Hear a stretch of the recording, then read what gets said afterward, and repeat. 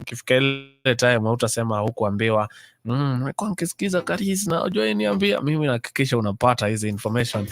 And we are about to go live on Facebook and Twitter pia, na pale kwa Insta. Sorry, not kwa Instagram, kwa YouTube. And I told you I have Zipporah in studio here, and I would like her to introduce herself even as we get ready to go live. Karibu sana Zipporah. Wow, thank you, Karis. I'm delighted to be here this afternoon. Yes, my name is Zipporah Njoroge Gikonyo. That is the other name for the husband, Gikonyo. Yeah, I'm a CCP in the world of professional, certified credit professional, a course by CASNEB. And my area is debt management, credit training. I'm also a teacher by profession. Wow. So I train in a college. I'm also a CEO of a firm that does collection, does credit and debt management. So that is in a nutshell about me. So I'm a wife, of course, to one husband. And of course, a man, Mr. Gikonyo.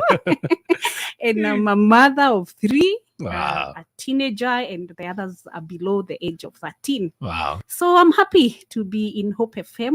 I love Hope FM, and I love the Switch program, and I'm happy to be here today to impact the youths Karibu. and their parents. Wow. Thank you. I never knew there is like a career in like you're an expert in matters credit and like kwa sababu watu wanachotwa, and sana ni due to lack of knowledge. That's true. You know, when it comes to borrowing, there's a lot of enticement. Inakaa vizuri sana wakati unakuwa presented na opportunity ya kuborrow. Yes. And young people naona advertisement ya gari nzuri, alafu anaona mshahara niko nayo, naweza ingia hapa. Kumbe anaingia mahali pa 10 years amejifunga or stuff.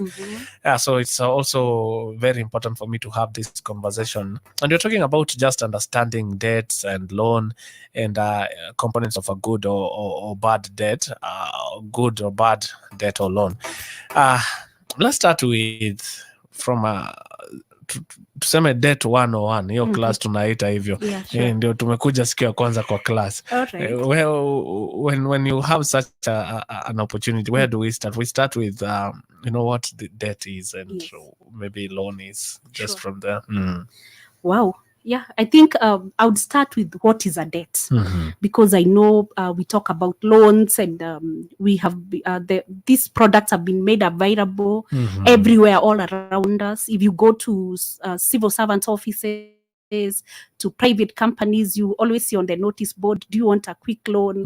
Do you want within 24 hours, within 12 hours? Others are instant. We have all number of companies that are out there offering credit. So when you're talking about a debt, basically, this is what maybe when I look at a debt, it is money that is made available to you now, but you are required to pay at a future date. So how it is normally presented, it's like it's free money. You enjoy, but nobody ever tells you that you will come to pay for it. So when I'm talking about a debt or a loan, I normally see it as a burden or anything owed to another person. So you cannot separate yourself from it. It is money that you owe somebody else. So eventually, you have to pay the debt. Yes, so a debt involves spending future earnings at present. So nakula pesa ya kesho leo, sindio? Lakini hiyo pesa ya kesho haikuji free. You know, it's not that debts are bad, because it's obvious that our needs comes before we earn. So basically, you're also giving credit to your employer in a plan to 30 days unafanya kazi, atakulipa baadaye. Kwa hivyo hata yeye anapokea mkopo kutoka kwako. So exactly. So tunaangalia kama mkopo ni, unajua unapata leo ni tamu kabisa, lakini kesho yake you have to pay for it. But many times I see people who are telling you, can I have the money now today? I want it right now. But the time to pay is now. That is when you start thinking, Allah, it was with a cost. Hey, jamaa, na hiyo interest yenu iko juu sana. So I mean the reasoning comes after you have been lent the money. So that's why we are saying you are spending your future earnings today. Wow. So unazitumia kwa saizi. And when I'm talking about the debts, I like referring, I find a story in the book of 2 Kings, chapter 4, 1-7. And we find Elisha being approached by a widow whose husband was a servant of God. And she goes to Elisha crying, and she's asked, what is the problem?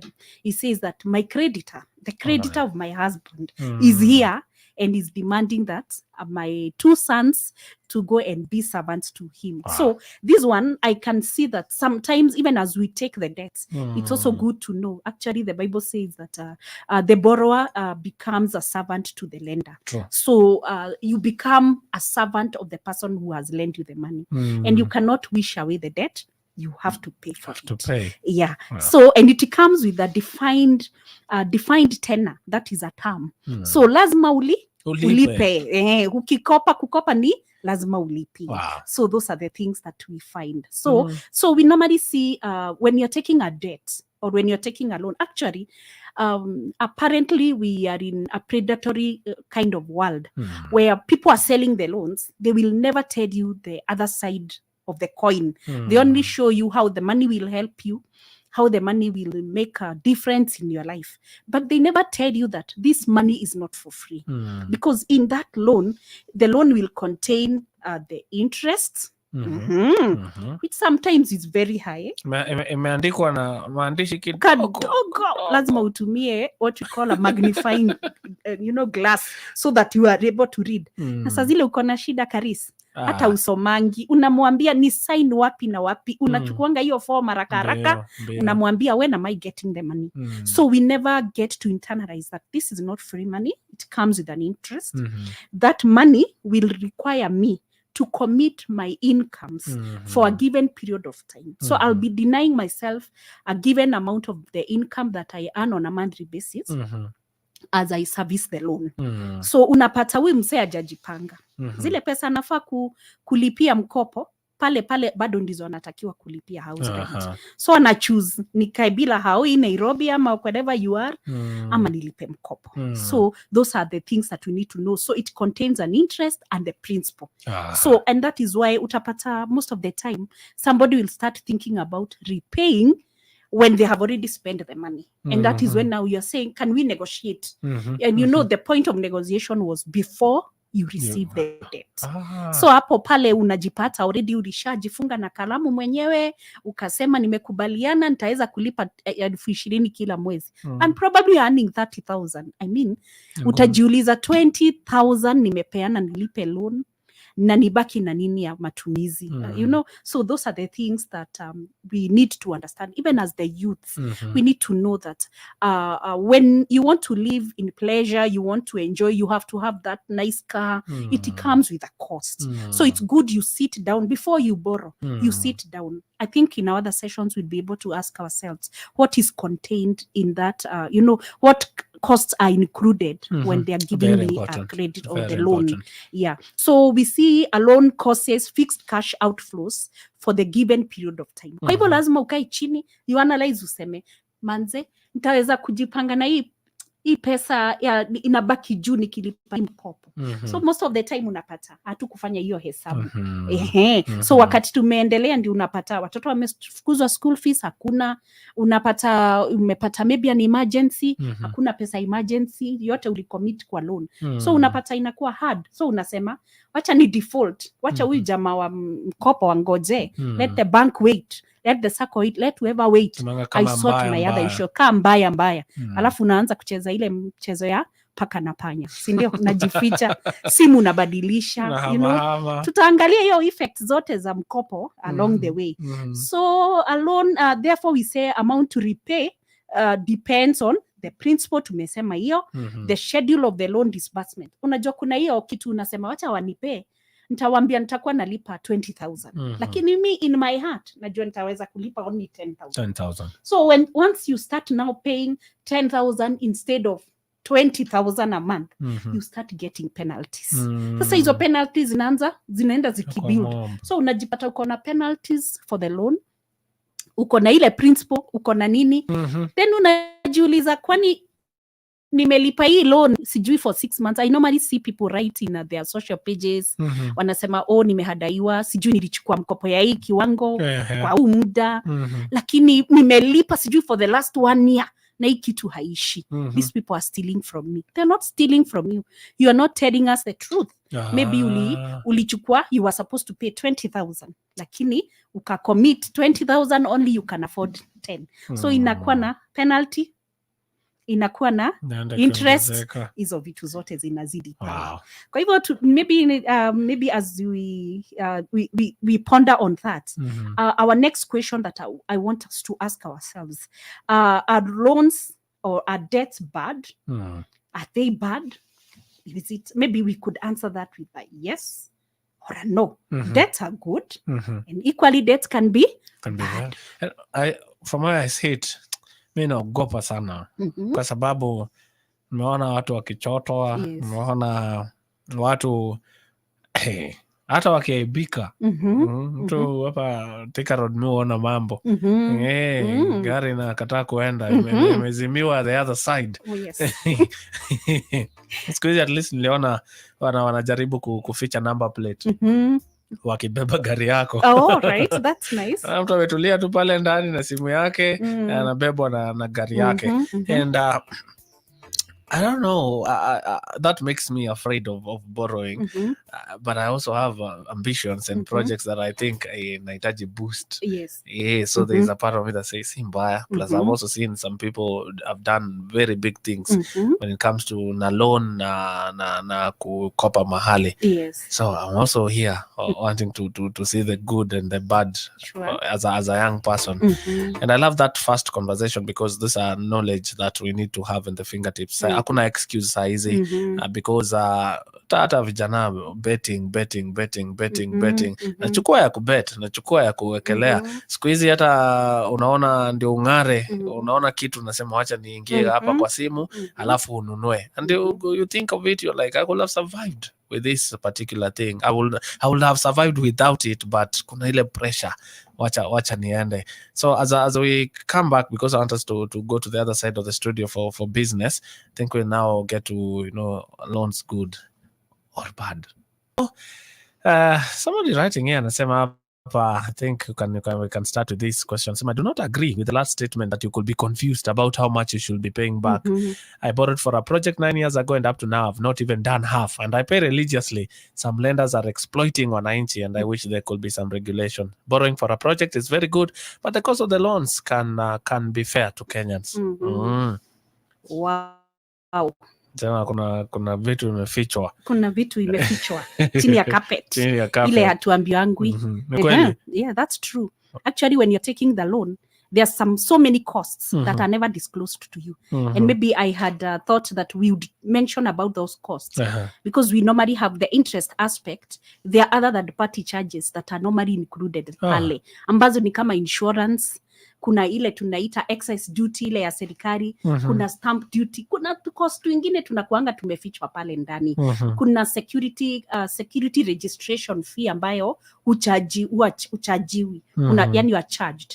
But it is never disclosed. Much is not disclosed to you. So unapata maybe it's a 1.5%, a 2%, a 5% pale na ambayo haikuwa pale. All those costs are loaded to the loan product. Wow. So unajipata ile mkopo haisongi. And by the way, maybe for those who can be able to access Excel, there is a table called amortization table. Sasa zile unataka kukopa, unaweza ingia pale kwa Excel, unachukua there is a template called amortization table kwa Excel. Ukifungua pale uweke ile mkopo na miaka ile utalipia, na kukalculatea, inakuonyesha interest itakuwa this much na principal itakuwa this much. Wow. And most of the time, do you know what? Half tenor, that is they have a loan period. Kama loan ni ya 10 years, the first like 5 years utapata ni kama you are only paying interest. So the component that is usually high is the interest. Wow. So we una keep saying nimelipa mkopo yangu for this number of years, haisongi. Ukitisha statement hata ujaanza. So because the ratio is usually to the higher side, on the side of the interest. So unalipa interest kwanza because that is the income of the lender. Anataka kurecord income yake. Sasa wakati utaanza, sasa as time goes by, now the principal amount inaanza kuwa kubwa ile unalipia. So those are some of the technical issues and things that you will never understand. So maybe we'll also handle that question as we are now doing our second part. As far as is all loans bad, are loans good? So we'll talk about the nitty-gritties. Vitu ziko hapo. So that pia ujue. Yes, that's true. Vijana hawana excuse. Hata kina mom na kina dad sasa after hii conversation hawana excuse. Tulikuwa hapo kwa loans bad or loans good. Yes. Wow. Nice. Napendaga scripture. Naika scripture pale. Ndio maana uko hapa. Ndio, nasema James 4:3. Nasema James 4:3 nasema you ask and do not receive because you ask amiss, that you may spend it on your pleasure. Hiyo tu ni neno la Mungu sasa, on spending on pleasure. Sawa. Sasa tukikuja upande wa loan, is a loans bad? A loans good? Sasa kwanza number 1, inategemea what is the purpose of the loan. Hiyo mkopo unachukua ni ya kufanyia kazi gani? So that is determinant number 1. Ile ingine tunaulizana, unakopa kutoka kwa nani? Sijui kama mtu amekaa chini kuangalia this online, tunaziita online ama mobile lenders. Angalia tu ile interest uchajiwa pale. You find that it is a total rip-off. Kama nakubaliana na our listener hapa anasema it's a rip-off indeed. Because unapata kwamba wale lenders wengine wao hawako controlled na maybe like a central bank, they are not controlled. So it's a business, and you know most people motive in business is to make profits. So the higher the interest rate, the more the profits they are going to make. Alafu pia huwa wanacalculate, wanaona si kila mtu atalipa hii mkopo. Kwa hivyo wewe mwenye unalipa unajipata pia ana take advantage ya wewe mwenye unalipa, juu kuna wale ambao watalipa. Sasa ndio sifunge biashara yake. But that is what we are saying, those are not, it's not ethical. We need to also consider the borrower as well. And that is why tunajipata sasa tunaanza kuulizana ni nini lenders huangalia ndio wanigauge kama nina qualify for a product. Yeah. And I think as we are having this conversation, we are there's a motion, I think something we have taken to Parliament. We want to look at a credit where credit professionals have also an act, so that they stop now like predatory lending. So a good loan or a bad loan depends on the purpose. Ni ya kazi gani, umechukua ya nini? Kama huyo ametuambia alikopa ya project. Question number 1, is that project bringing an income? So unajiuliza kama haileti income, jua kwamba hiyo project itakuwa inakula zile pesa. Tulisema ni spending future earnings at present, si ndio? Tulisema pale. So using a loan or a credit card to finance lifestyle, zile pleasure tumeongea juu yake pale, is a bad strategy. If you're borrowing, unajua kuna watu who borrow waende holiday. Si ndio? Wanaenda holiday, ikishaisha hapo ndio unakujanga, especially when you borrow for maintaining a lifestyle. It will be so painful when you start repaying. And most of those loans that were not of benefit, you know, direct benefit, unapata kwamba zimekuwa default. So unapata mtu anakuambia hata sijui nilifanyia hizo pesa nini, hata siwezi account even for a shilling. Anakuambia tu ile labda nilitumia ilikuwa tu maybe like maybe 10,000 tu na labda na alinunua nini, labda alinunua TV. Ndio. So we also see that taking a loan, so tunasema using a loan to finance your expenses is a bad strategy. Hizi vitu ambazo ni you can do without, you know. Then tunasema taking a loan to buy asset which can increase earning, that is a good loan. So a good loan is the one, if you're purchasing an asset, is it an asset that is going to generate some income along the way? If it's going to generate income, well and good.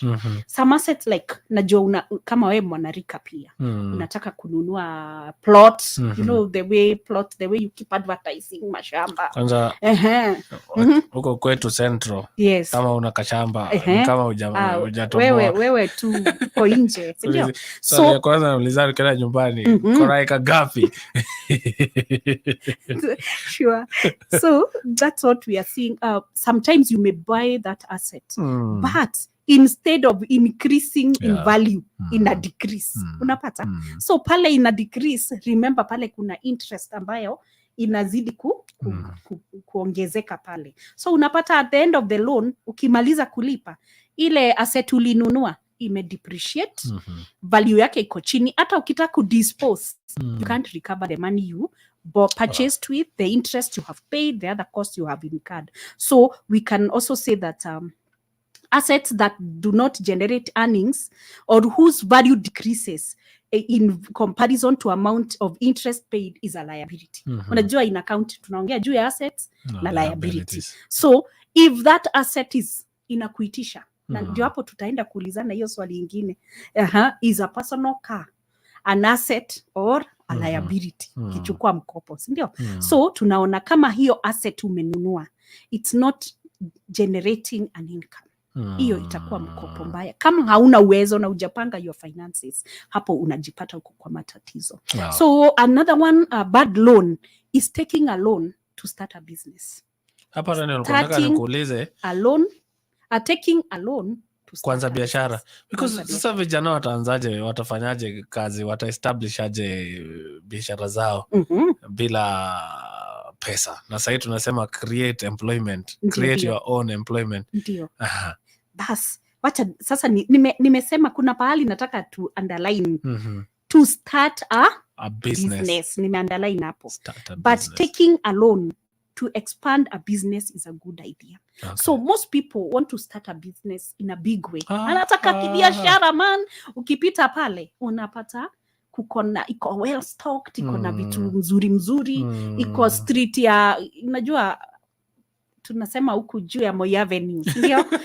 Utaki huko chini, utaki kuanza kidogo. You see, that is now where most people go wrong. And if you share this with many parents, with the older generation, they will always tell you, hii shida yangu yote ilianza wakati nilianza hii biashara. Because alifanya nini? Alianza ile biashara kwa kukopa.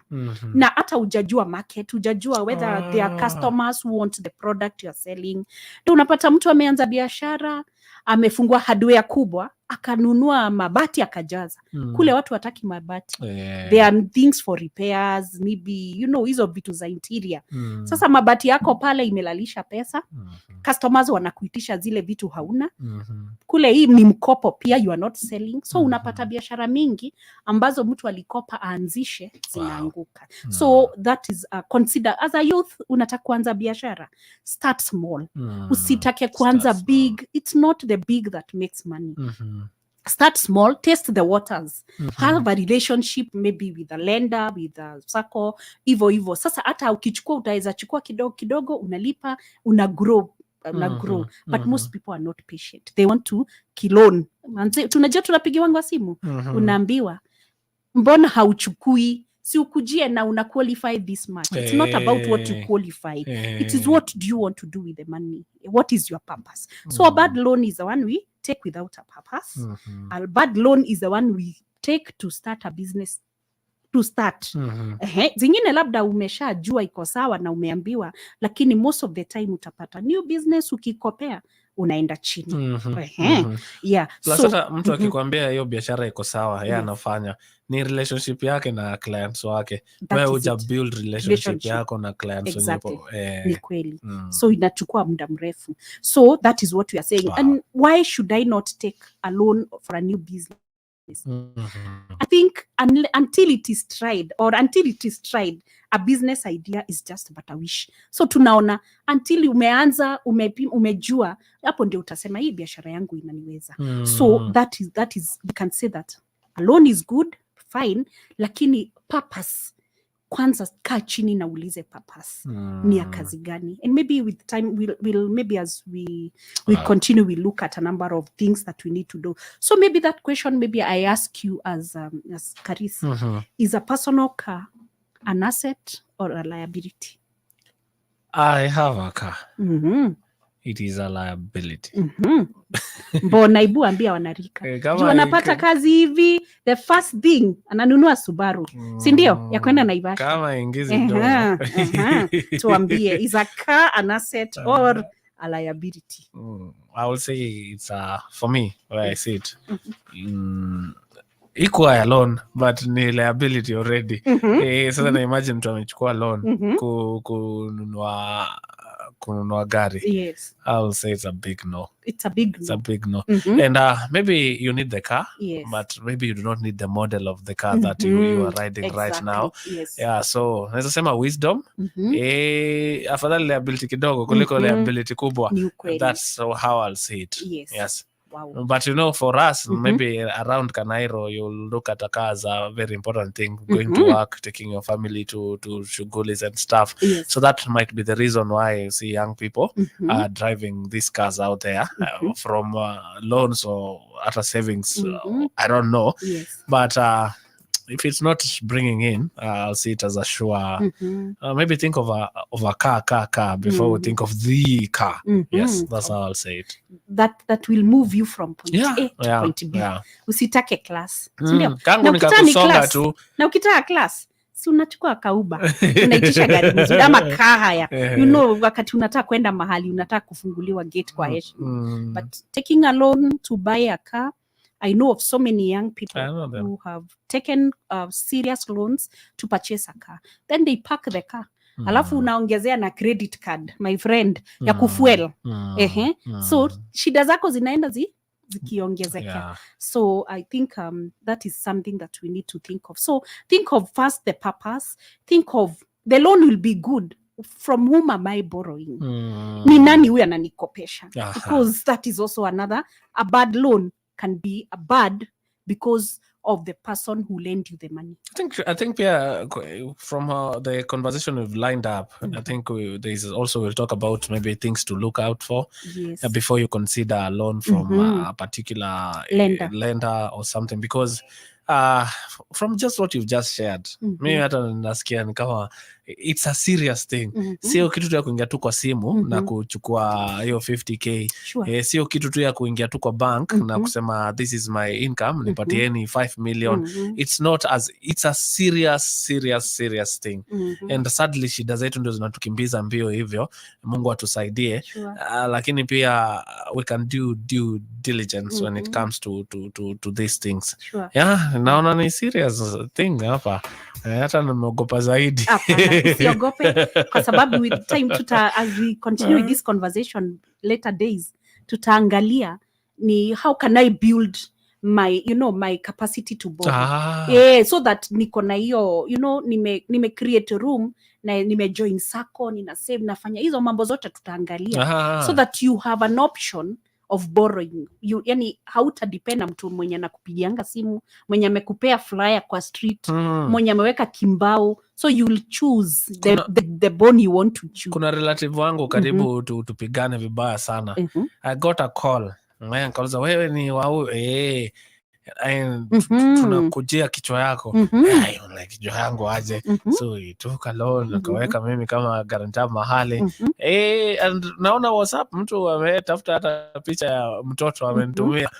Alisema tayarisha mazishi. Usipotu. I was like, how are these people operating bana? Leta kwa polisi na polisi wananiambia hakuna kitu ita happen. I was like, if anything happens the guy, I'm suing the government. Juu alirahisisha hiyo mambo. But like you see, it's even giving people opportunities kuweka watu wengine kwa mashida. Inakuwa that easy. Nitaika kazini yangu, niko na namba ya shosho, nitaika shosho, niko na namba ya anko, nitaika anko. Hata ID anaweka pale. Na vijana wanafanyia vijana wenzao hivi. Wow. So tukimalizia this part one of this conversation, the attitude that a young person should have concerning debts and loan inafaa ikuwe aje? The attitude. like sina lakini nafaa kuiangalia hivi. I think it's unfortunate that some of us also started with loans, that is education loans, and they looked so sweet kwamba zilikuwa ni kama free money, lakini eventually tuli have kuanza kulipa. I'm paying almost 10 years later, still exactly, paying. you're still paying, but it's good to visit and know whether the loan is still labda ulishamaliza, so ni vizuri kuangalia. So I think number one, the attitude towards a loan is that one should be, it's not free money. Yes, and it's not just as it looks. You need to dig further to know hii pesa nikipatiwa nitarudisha zikiwa pesa ngapi, na hiyo maswali ya kujiuliza nitalipa aje, because I think our attitude is let me have the money, hiyo mambo ingine ni ya baadaye. So I think we need to be sober when we are making a decision to borrow. Sleep over it, shop around, ask. You have parents who are experienced, you have colleagues who are experienced. Don't just rush into taking a loan without seeking some advice, shopping around and knowing who are the best. I normally see a report that is normally prepared and given out in the market. Mostly it appears, I think, in the Business Daily. It shows the those lenders that are cheap, expensive, and they just show you and the hidden costs that are normally there. So the attitude should be a loan is not free money. It comes with a cost. Wow. Right.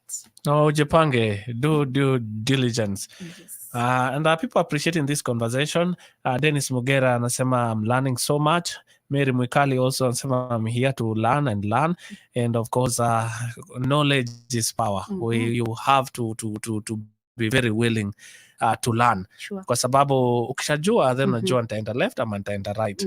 And we don't want you to be ignorant at the expense of we are here. So we're going to be this even next Tuesday, God willing. And thank you so much Zipporah Njoroge for coming through.